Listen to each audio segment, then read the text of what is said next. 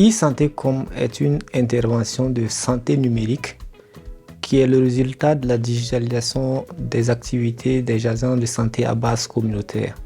Donc c'est tout un système qui permet au ministère de la Santé de collecter les données depuis la communauté jusqu'au niveau central, bien sûr en passant par les districts, les régions.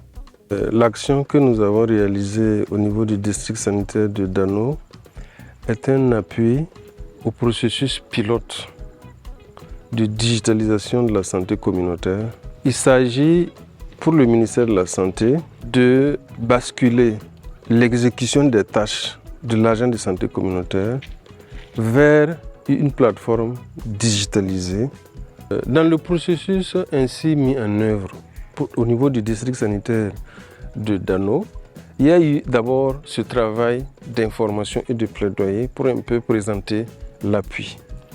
Ensuite, une feuille de route a décliné les principales étapes qui ont consisté en des renforcements de capacités, en des acquisitions d'équipements, en un travail de suivi et de coaching auprès des acteurs que sont les ASBC pour les rendre capables de s'approprier la plateforme de travail et ainsi en faire un outil quotidien de travail.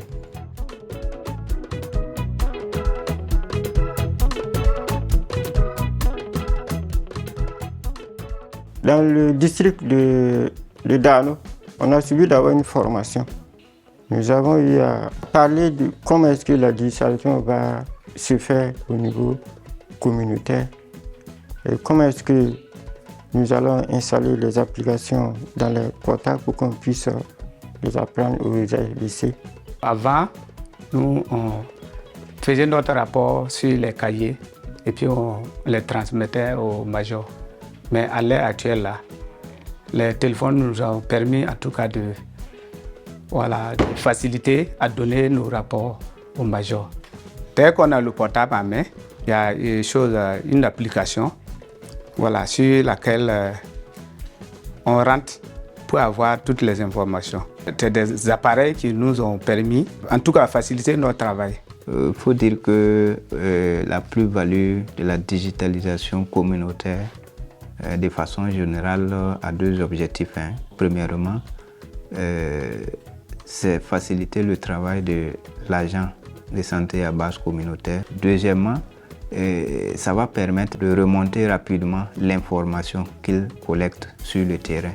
Et cette remontée de l'information a pour avantage, en tout cas au niveau du système de santé, de pouvoir prendre des décisions. Pour ce qui concerne aussi les ICP, on n'aura plus besoin de fouiller beaucoup les papiers pour prendre les résultats.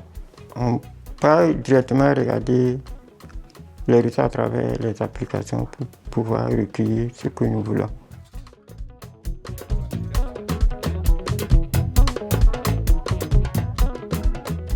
L'application est vraiment intuitive. Ça permet à la hiérarchie, déjà au niveau des ICP, au niveau des districts, au niveau des régions et jusqu'au niveau central, de suivre en fait les activités et de pouvoir intervenir s'il y a des problèmes.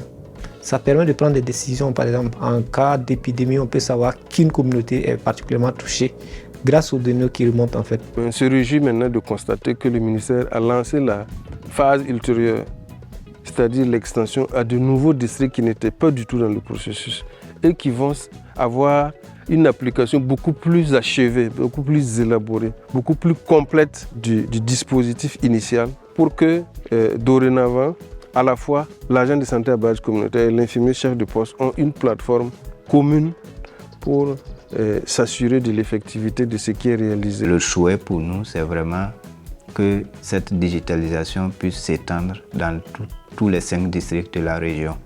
Actuellement, grâce aux partenaires, nous sommes à 2 districts et il va nous rester 3 districts. Donc c'est l'occasion aussi pour nous de lancer un appel à d'autres partenaires qui peuvent venir aussi accompagner la région pour permettre à ce que les 3 autres districts puissent bénéficier de la digitalisation.